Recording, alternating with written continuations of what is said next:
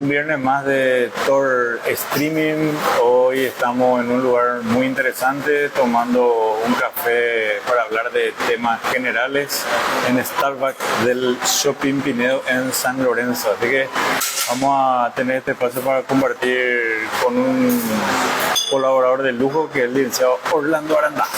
Muy buenas tardes, Lucas, muy buenas tardes a todos los que nos están viendo. Y vamos a continuar hablando de un tema muy importante que nos siguieron preguntando, que es el tema de la comunicación. Creo que quedó medio corta la otra transmisión. Cuando se empezaron a hacer preguntas ya tuvimos que cortar, entonces vamos a seguir hablando de lo que es comunicación y compartiendo un rico café. Tuvimos unos problemas técnicos también ahí por el camino, que coincidía con un partido de Paraguay y cosas así. Entonces la idea es compartir este espacio en diferentes espacios del shopping. Hoy estamos en un café diferente, un café de Starbucks justamente en el frente del shopping. Entonces surgieron algunas preguntas durante la transmisión y otras después, y vamos a continuar hablando con este tema apasionante que es el humanismo, que es el modelo BPS, que es la salutogénesis, y este tema en particular decidimos continuar, que es lo que tiene que ver con lo que se llama comunicación clínica. ¿Qué es lo que básicamente es la comunicación clínica? Entre otras cosas es el respeto. Respetarle a la persona como persona. Fíjense que lo que nosotros estamos pregonando o lo que estamos hablando o lo que estamos tratando de desarrollar es lo que se llama terapia centrada en la persona, porque anteriormente a este modelo era centrado en el profesional, lo que el profesional decía, como él decía, y por eso él ordenaba. Él ponía electrodos, él hacía el test de no sé qué, que el score que decía no sé qué. Eso se llama terapia centrada en la persona, porque lo que dice el formulario se hace. Lo que dice, qué sé yo, si el equipo de electroterapia decía analgesia, era analgesia, ¿verdad? Entonces se centraba la terapia en el profesional. Ahora nosotros estamos tratando de desarrollar lo que se llama humanismo, o terapias del movimiento para el movimiento, o terapias centradas en la persona. Entonces si yo me centro en la persona, quiere decir que yo también soy otra persona. Entonces somos humanos intentando comunicarnos entre humanos. Por eso hablamos de respeto. ¿Por qué respeto? Porque respetamos todas las técnicas. O sea, vos podéis haber estudiado campo magnético, ultrasonido, TENS, RPG, pilates, pileta, lo que sea, pero finalmente tenés que comunicarte con tu paciente, ¿verdad? Entonces la idea es respetarnos a todos, entre todos como humanos, incluyendo a los pacientes, incluyendo a los colegas, incluyendo al sistema. Pero en ese momento que está ocurriendo ese acto que se llama consulta, ¿cómo fortalecer nuestro rol de humano para poder comunicarnos con ese otro humano? Fíjate que lo que decís es justamente el modelo paternalista, se llama. También tiene varios nombres. El modelo paternalista nos habla de que hay una autoridad, el profesional, o puede ser, como decir, el país, el que dice qué tenemos que hacer, y entonces ciegamente el paciente acata las órdenes y hace lo que dice el profesional. Hoy se habla de que este modelo se tiene que dejar un poco de lado y se tiene que hacer un modelo más centrado en el paciente, y que tiene que haber una negociación en cuanto a lo que es el objetivo del paciente. O sea, hay que negociar. Básicamente el paciente está en un lugar y quiere llegar a otro lugar, y tiene que haber una negociación entre el terapeuta, el paciente, y hacer una alianza para luego llegar al mismo objetivo. Para aclarar, estamos hablando de que esta negociación solamente se puede dar si el paciente permite, si hay una transacción del momento del convencimiento, porque a veces, ¿qué es lo que pasa, Orlando? El paciente tiene un problema y nos transfiere el problema para que nosotros le quitemos el dolor, y nosotros tenemos que decir cómo se saca el dolor. Y alguien ya dio la orden de que en 10 sesiones tiene que terminar ya el problema, porque el problema está fuera del paciente. Entonces viene el paciente y pone su problema en la mesa, y nosotros agarramos su problema y le decimos que en 10 sesiones vamos a sacar el problema. Claro. Entonces, la terapia está centrada en el profesional, porque el profesional lo que tiene la solución. Esta metodología es centrada en la persona, donde qué es lo que hace el profesional, o cuál es el rol del profesional, acompañar, a ayudar, a asesorar, negociar. Exactamente. Se habla de fases en la comunicación, donde uno hay que escucharle al paciente, hay que comprenderle al paciente, hay que negociar con el paciente y último hay que cerrar toda esa negociación para hablar sobre hacer llegar a un bien común que es el objetivo del paciente. Hablaste de las fases, que me parece muy interesante llevar el streaming hacia ahí. La entrevista tiene que comenzar. Claro. ¿Cuál es la mejor manera que comience una entrevista? La entrevista y las expectativas del paciente, si llegamos a un consenso, empiezan desde el momento que decide irse a la consulta. Desde el momento que el paciente dice, yo tengo un problema que no puedo solucionar por mi medio, con mi herramienta, y necesito a alguien externo para que me ayude a solucionar mi problema. Y solicita la ayuda. Sí.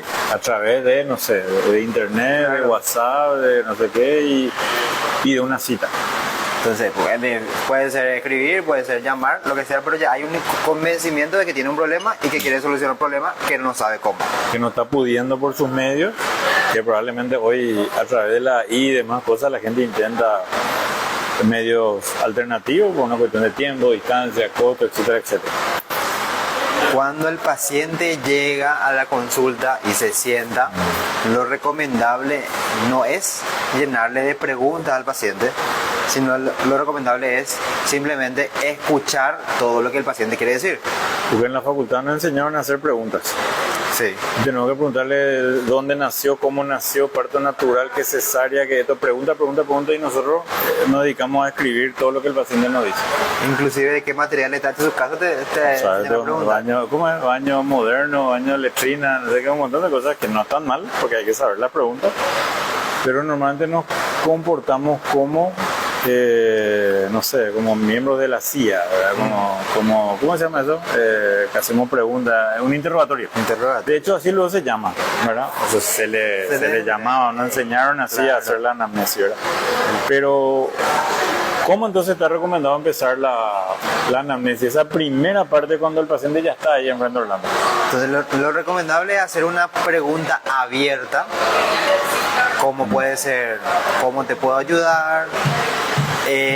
Contame tu historia. Entonces el paciente va a analizar qué es importante contar y qué no.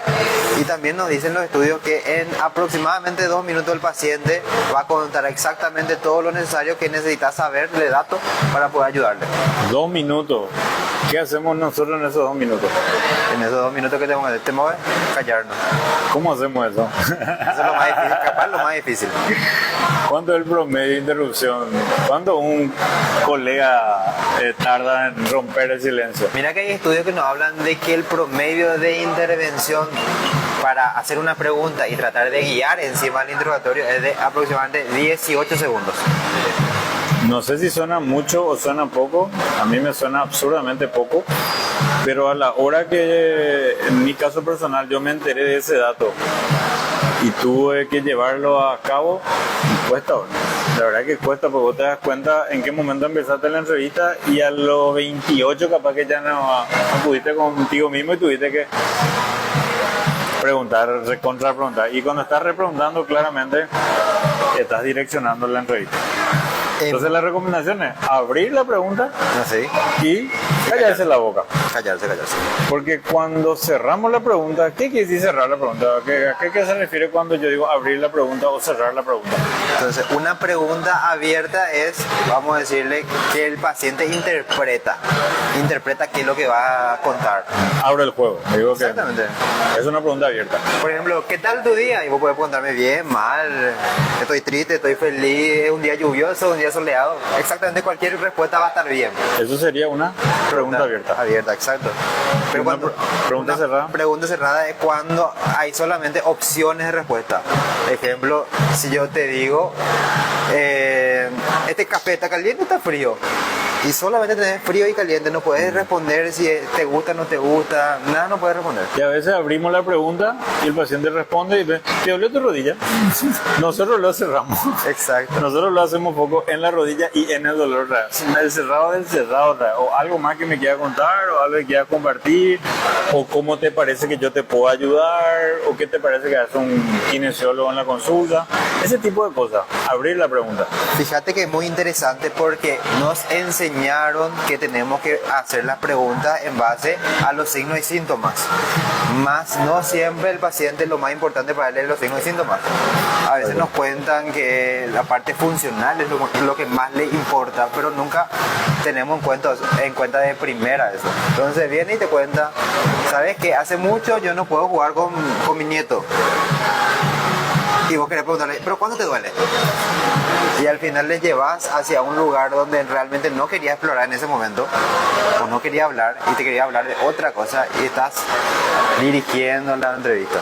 Hay algo que normalmente nosotros no tenemos en cuenta que se conoce como la expectativa del paciente.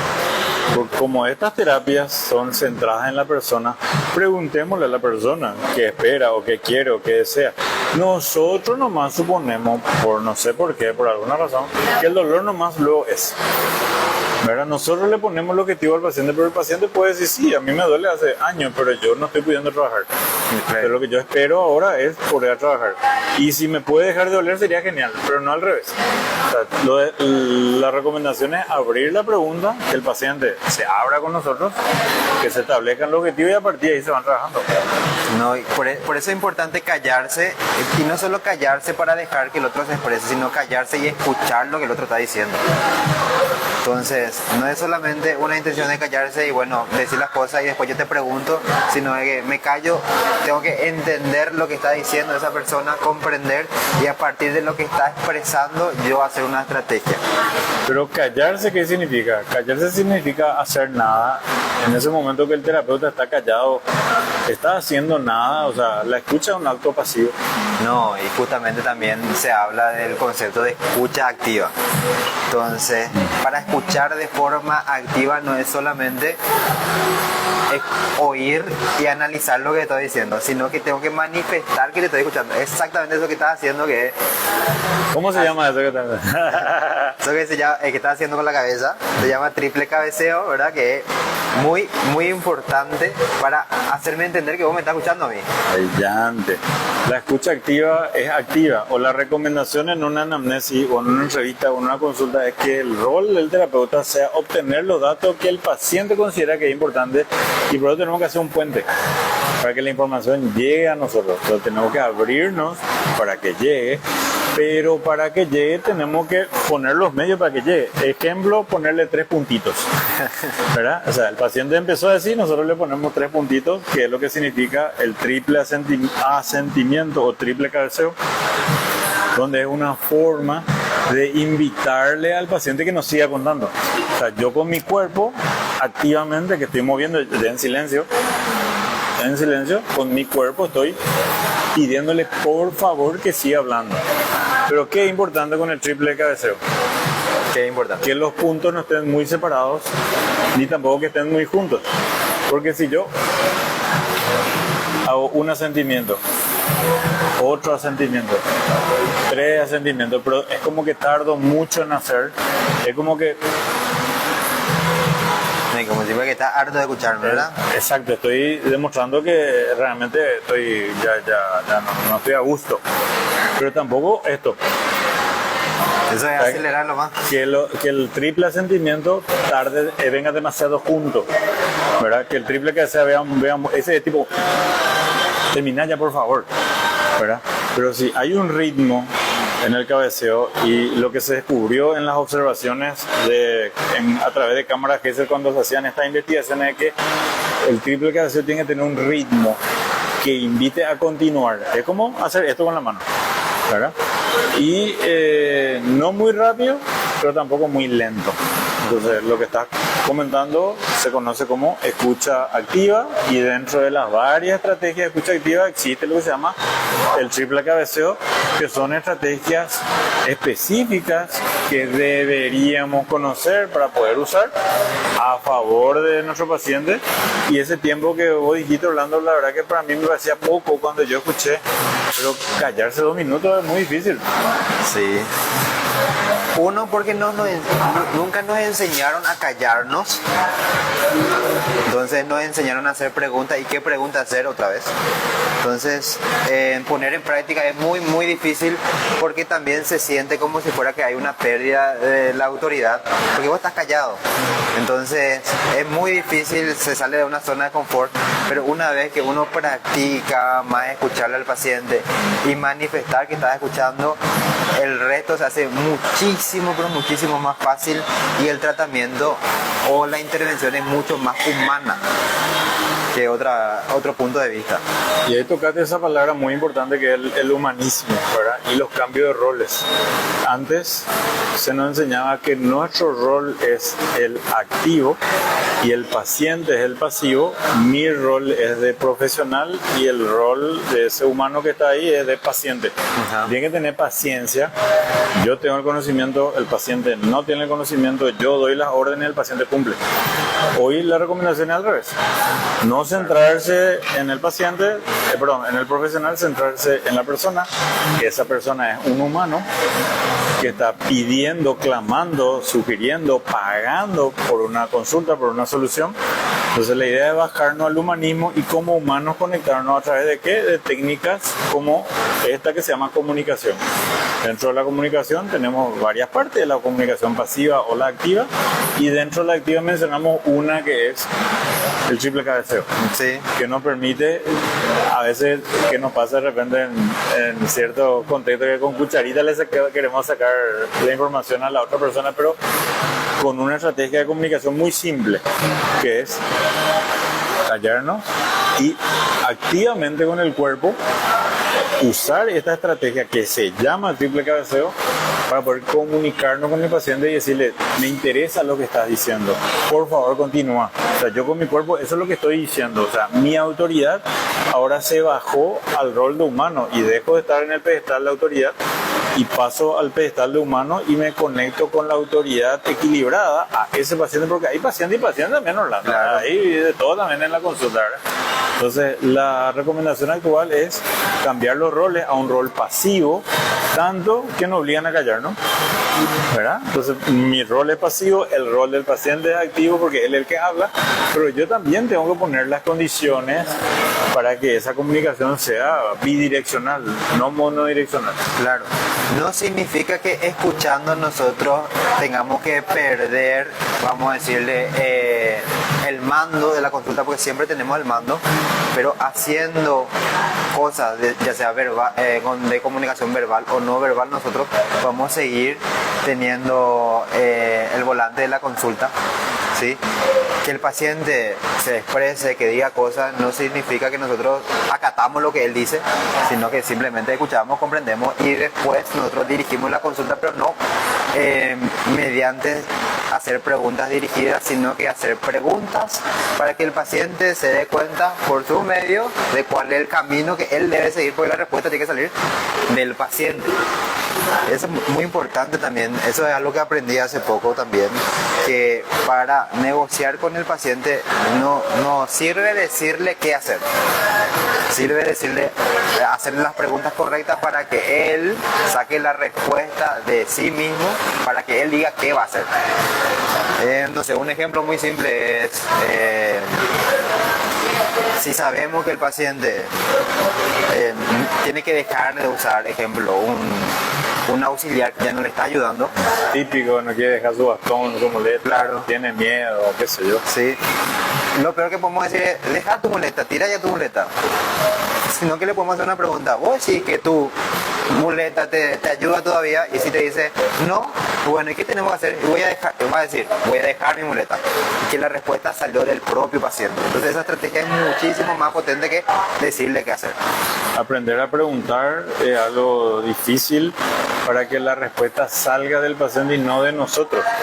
Porque si nosotros ya tenemos la respuesta, nosotros le ordenamos al paciente, ya pasaron 4 semanas, tenés que dejar ya tu muleta, no sé qué. ¿Y por qué? Porque en el libro dice 4 semanas y yo leí el libro y yo sé, yo soy la autoridad y yo te ordeno que dejes la muleta. Pero te dice, yo me siento inseguro, tengo miedo o lo que sea, o siento que me baila o que me va a salir otra vez mi tobillo. Entonces, centrarnos en la persona, no solamente en la patología de la persona, sino que inclusive en qué siente, o qué piensa, o qué le parece, ¿verdad? Por eso es muy interesante esta metodología que nos invita a una terapia abierta, nos invita a una terapia centrada en la persona, nos invita a aprender a leer el cuerpo del paciente y nos invita a callarnos para después poder escuchar lo que el paciente dice. A veces lo que el paciente dice no coincide también. Hay todo un tema con relación a los pacientes, porque a veces el paciente dice que le duele, pero en realidad no es dolor, o se le hincha, pero en realidad no es hinchazón, o te habla de cosas que realmente no son tan así. Entonces, aprender a interpretar qué paciente tengo enfrente, si es un paciente que está muy calificado o poco calificado desde el punto de vista técnico, ¿verdad? No es lo mismo tratar a un comerciante que a un ingeniero, ¿verdad?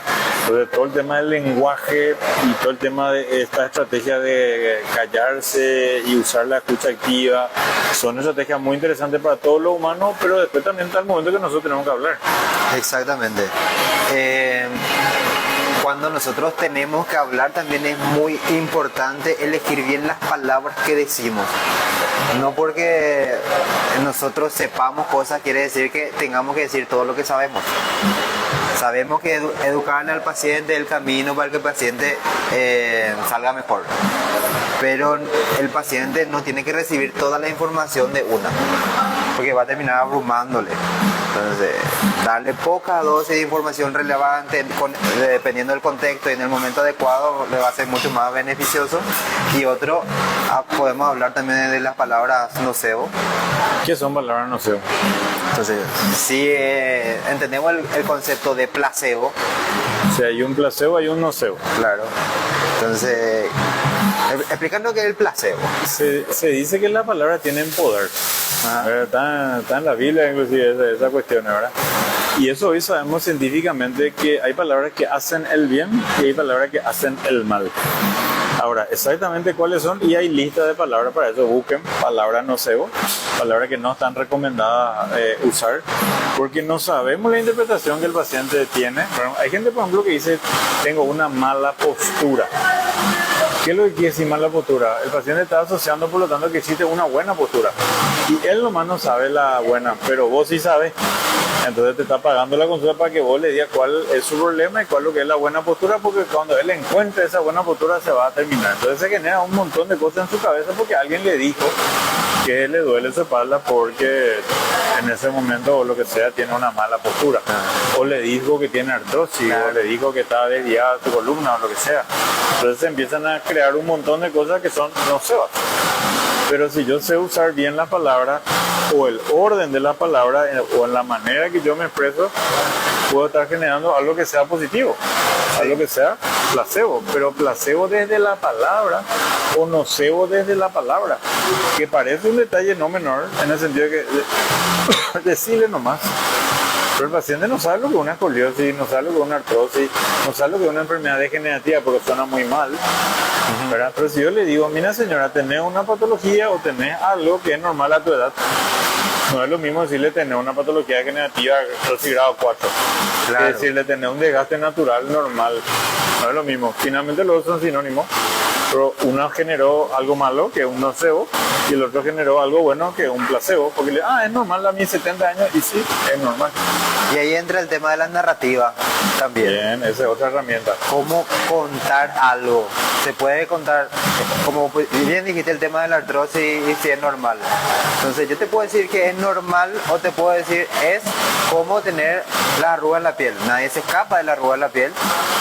Y no es algo que de verdad genera un problema. Y pasa igual en los huesos, como son arrugas, y con el tiempo, con la edad, también vas a tener arrugas en los huesos.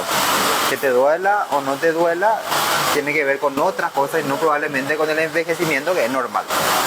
A veces pasa muy comúnmente en clínicas de rehabilitación donde básicamente todos trabajan igual, todos trabajan con prepaga, todos trabajan con la misma metodología pasiva y los mismos tipos de irradiaciones, pero el paciente pide con fulano. Yo le decís, sí, pero te va a entender mengano. Total, te va a hacer lo mismo porque tu plan de trabajo siempre es el mismo. Sí, pero yo quiero con él nomás. ¿Por qué yo le preguntaba? Y él me explica. Ah, sí, sí, claro. ¿Verdad? Entonces, el hablar con el paciente no es que estás hablando perdiendo tu tiempo. Hay veces que de repente los jefes son un poco malitos, ¿verdad? Y te piden luego que mantenga distancia y cosas así. Pero el paciente resulta que con ese terapeuta se cura. O resulta que con ese terapeuta anda mejor, ¿verdad? O le gusta fulano o no le gusta mengano. Pero ¿y por qué si lo que irradia el campo magnético siempre es lo mismo? Pero ¿por qué el resultado del paciente es diferente? Claro, porque la comunicación en sí misma es terapia. ¿Sí? Que nosotros le escuchemos, que nosotros le expliquemos y que el paciente salga contento, sin miedo, ya es terapia. No necesita de una intervención técnica. Se dice que en promedio en 70% tiene que ver, el tratamiento tiene que ver con factores contextuales, en eso entra la comunicación, que antes con la técnica en sí. Entonces solamente 30% tiene que ver con la técnica y 70% entonces con otras cosas.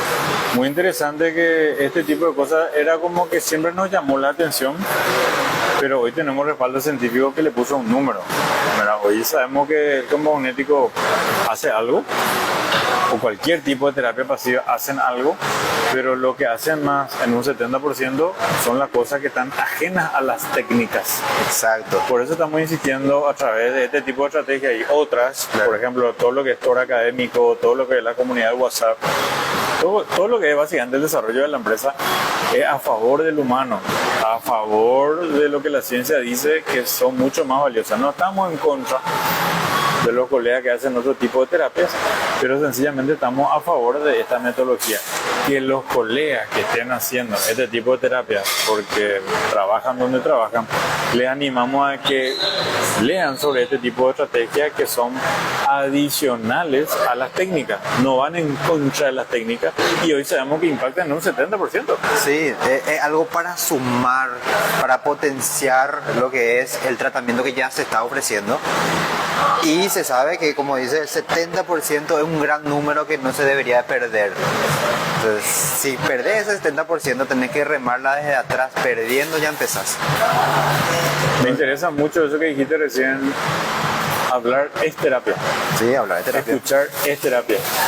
Pero que eso en una relación humana es así.